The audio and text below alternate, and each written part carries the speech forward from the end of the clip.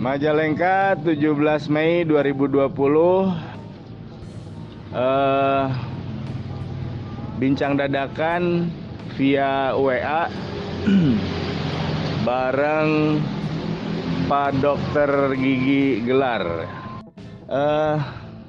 Sekarang sedang punya proyek kolaborasi yang disupport juga dengan BSCO atas nama Obrolan Majalengka. Kurang lebih proyeknya adalah concern kepada bayi dan nutrisi untuk bayi.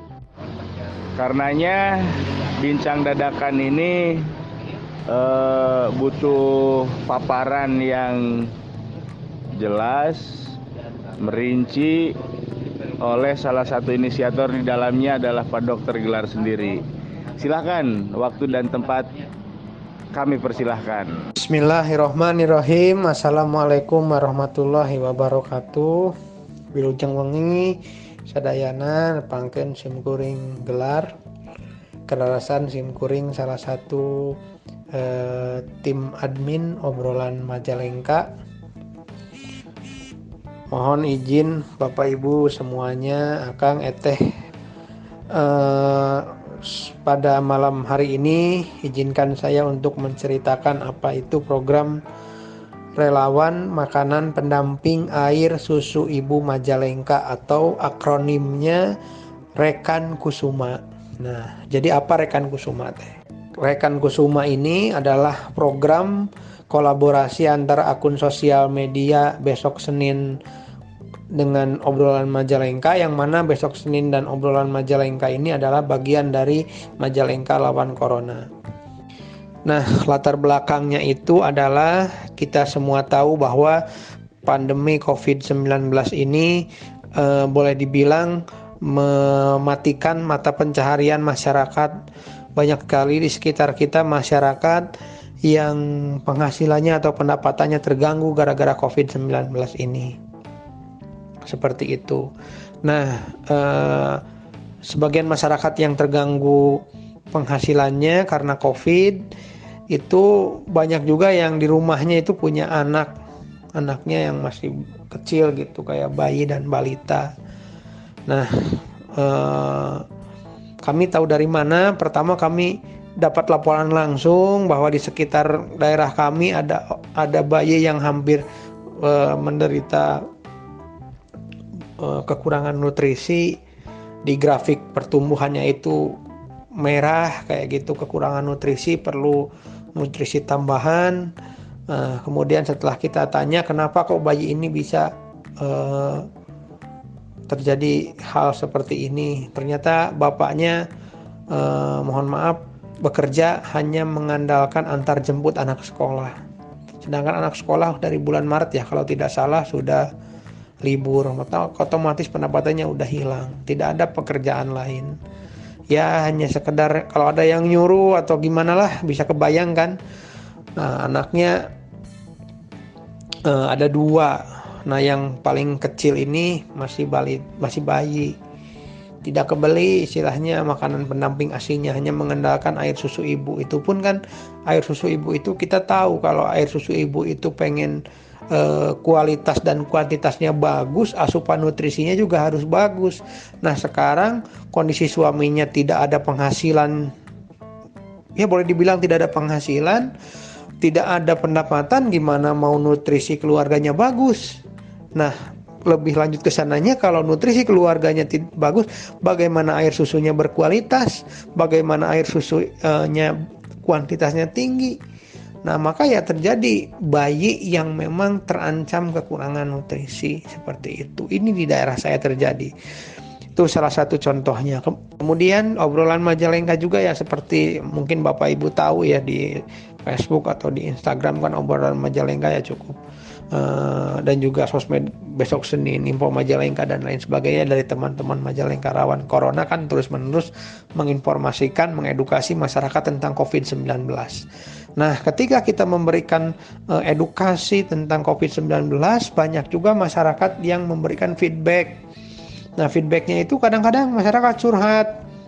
baik di komentar ataupun yang masuk ke inbox gitu, ke pesan. Nah, banyak sih ya sebetulnya, tapi saya coba ingat-ingat mungkin tidak mungkin saya semuanya sebutkan curhat-curhatannya itu. Nah, yang beberapa yang miris gitu, ada masyarakat yang curhat kepada saya, kepada kami obrolan Majalengka, katanya, Min, kita udah nggak punya uang,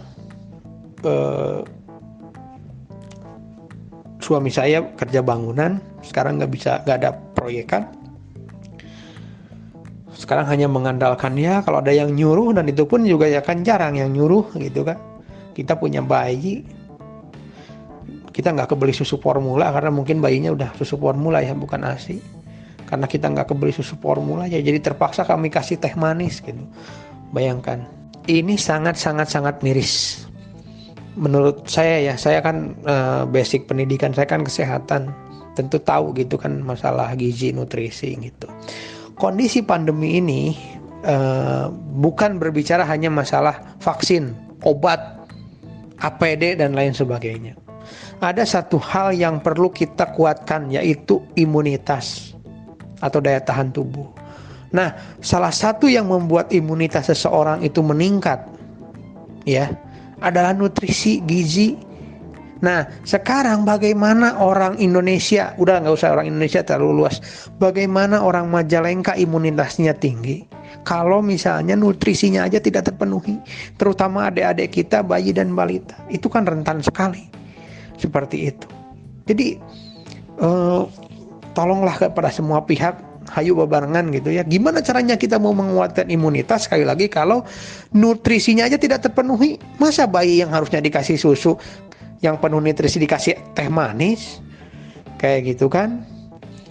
Kemudian menurut saya yang perlu digarisbawahi lagi ya, demi kelangsungan bangsa dan negara kita tercinta ke depannya, Indonesia gitu kan ya, kita selalu berbicara bahwa Indonesia ini harus menjadi negara besar, negara maju, negara kuat, negara hebat, negara yang memimpin peradaban dunia. Oke, saya sangat setuju dan saya siap menjadi bagian untuk menjadikan bangsa ini bangsa besar kayak gitu. Tapi bagaimana bangsa ini mau menjadi bangsa besar kalau bayi-bayinya aja, balita-balitanya aja yang notabene itu adalah penerus bangsa di mungkin 50 tahun yang akan datang, sekarang kekurangan gizi gara-gara pandemi ini kayak gitu. Sedangkan kalau kita pengen mencetak generasi emas, kalau bangsa kita pengen memimpin peradaban, maka generasi emasnya itu harus penuh nutrisi, harus kuat nutrisinya, harus bagus gizinya, biar otaknya encer. Nah, sekarang gimana ceritanya kita mau memimpin peradaban kalau bayinya ya yang harusnya dikasih ASI, yang harusnya dikasih susu makanan pendamping ASI, dikasih teh manis karena nggak ada duit kan, kayak gitu. Mau kapan Indonesia ini jadi bangsa yang besar gitu kalau misalnya seperti itu? Baik, berarti ini jelas dampak terusan dari beberapa kebijakan juga yang kemudian akhirnya membuat para orang tua, para usia kerja yang terputus mata pencahariannya, sehingga berdampak kepada juga orang-orang di rumahnya, termasuk di dalamnya adalah bayi. Lalu sehingga dari bentuk konkret dari program ini seperti apa, Pak Dokter? Juga untuk membangun kepercayaan publik, mungkin juga Pak Dokter bisa memaparkan pola pengkoordiniran, pola pengorganisasian, pola pendistribusian nanti berbagai donasi yang ditampung. Baik, pertama dari sumber pendanaan program ini kami 100% murni dari donatur.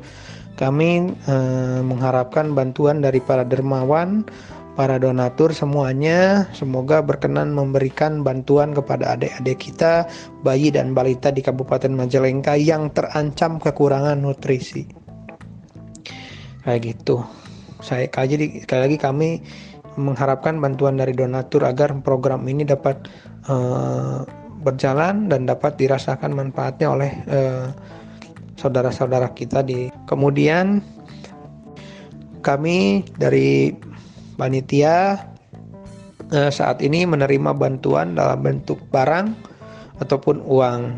Bagaimana kalau mau menyumbang barang?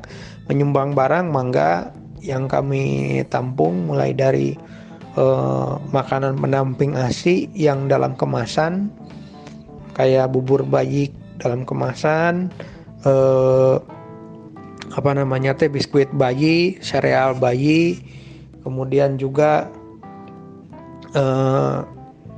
susu formula juga boleh, atau susu pertumbuhan.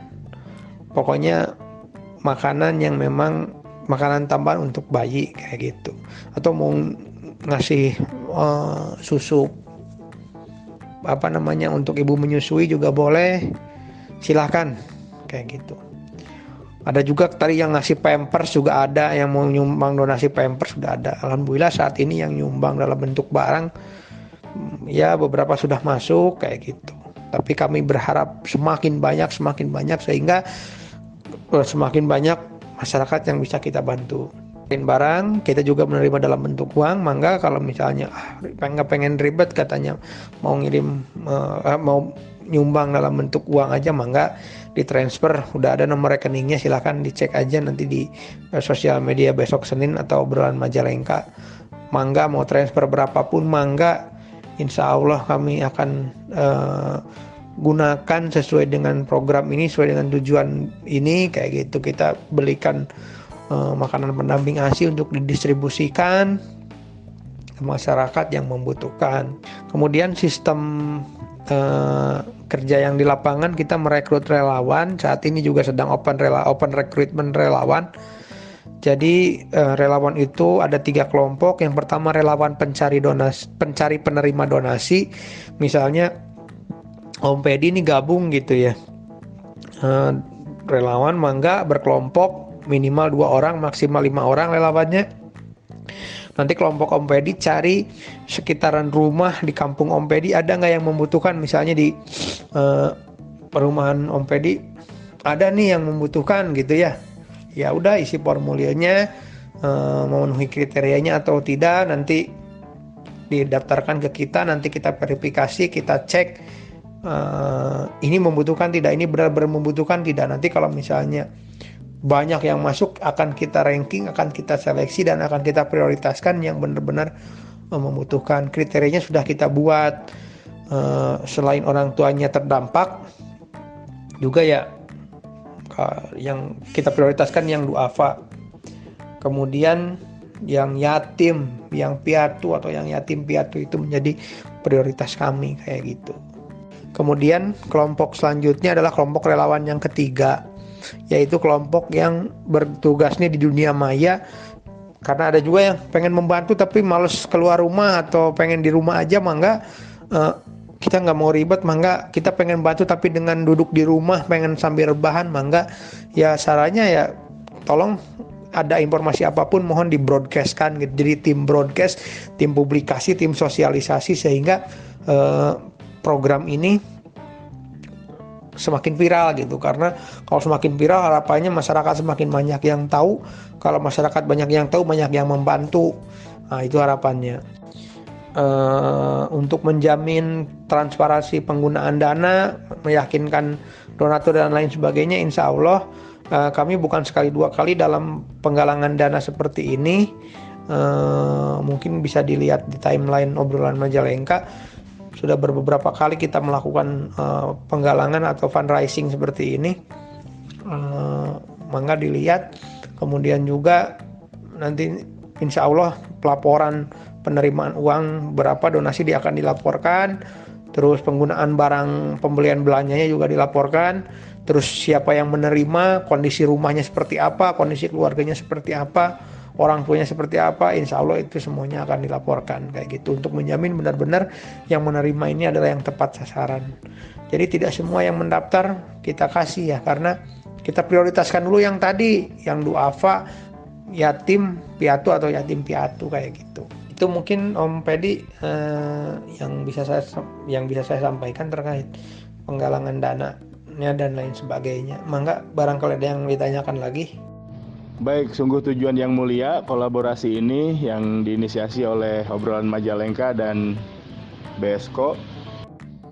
Dan saya pikir teman-teman dari obrolan Majalengka juga besok Senin juga sangat terbuka ketika ada elemen-elemen lain yang juga akan turut bergerak dalam penanganan kesehatan gizi bayi ini dengan caranya, dengan polanya, dengan kreativitasnya. Saya pikir juga sangat terbuka, mungkin barangkali begitu Pak Dokter ya, untuk misalkan ikut berkontribusi melakukan gerakan untuk mendukung ini. Sangat terbuka, karena kami juga menyadari kami bukan siapa-siapa di Majalengka ini gitu. Kami mah kecil, kami mah nggak ada pengaruhnya, kami mah nggak ada apa-apalah gitu.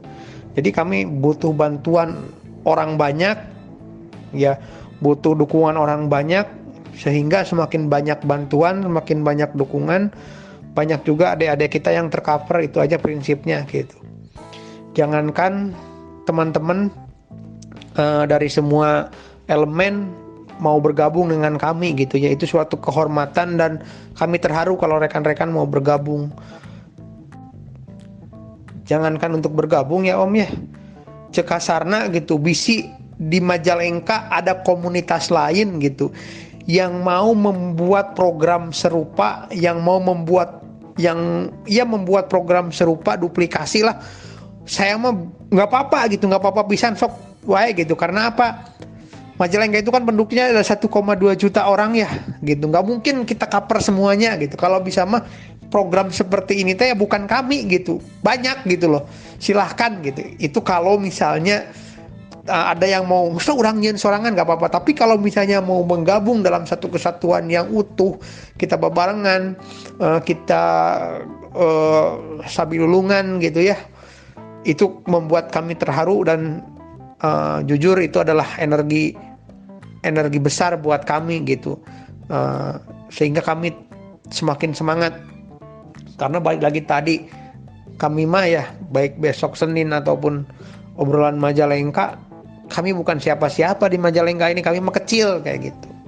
Baik, terima kasih Pak Dokter atas paparannya, juga atas sambutan untuk bisa bergabung di program ini. Sehingga seandainya ada teman-teman elemen lain, organisasi lain yang juga mungkin ingin berkontribusi bersama-sama, silahkan Pak Dokter memaparkan berkoordinasi lewat apa, lalu sekaligus dengan closing statementnya di bincang dadakan ini hanet keneh pisan. Oke, wilujeng wengi kasadayana. Pada intinya saya dan atas nama panitia Rekan Kusuma besok Senin obrolan Majalengka mengucapkan terima kasih dan tinggi hormat untuk rekan-rekan. Suatu kehormatan bagi kami rekan-rekan memiliki inisiatif untuk bergabung. Inisiatif rekan-rekan untuk bergabung adalah energi besar buat kami agar program ini semakin besar, semakin dirasakan manfaatnya oleh masyarakat. Kayak gitu. Baik, demikian bincang dadakan terkait relawan makanan pendamping air susu ibu Majalengka atau Rekan Kusuma bersama Dr. Gelar. Mari usung, mari dukung, dan mari bergabung. Assalamualaikum, see you. Hanet keneh pisan.